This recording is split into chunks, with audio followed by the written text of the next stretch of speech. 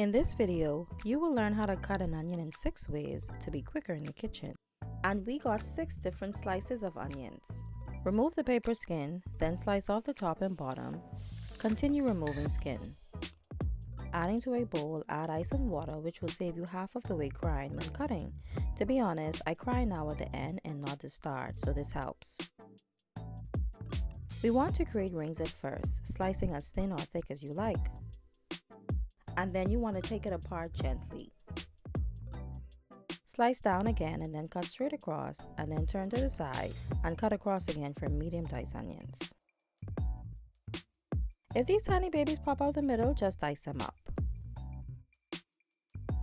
Face down, we want to slice from the middle down using 1/2.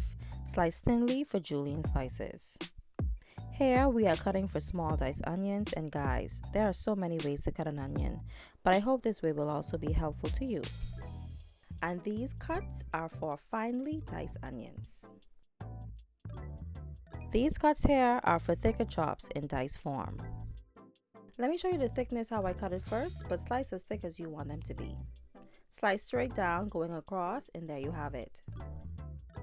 Now this part we tend to throw away. I know for me it can be slippery at times due to the clear layers in this part, but you can use it for anything including broths, and once diced finely, can be used in other recipe dishes. We see that when we was about to cut, it slipped apart.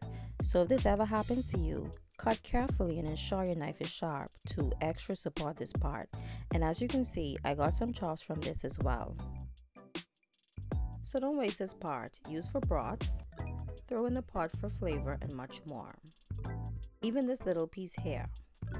If you found this video helpful, consider liking and sharing, and also subscribe if you haven't already. Thank you so much for watching. See you in my next video.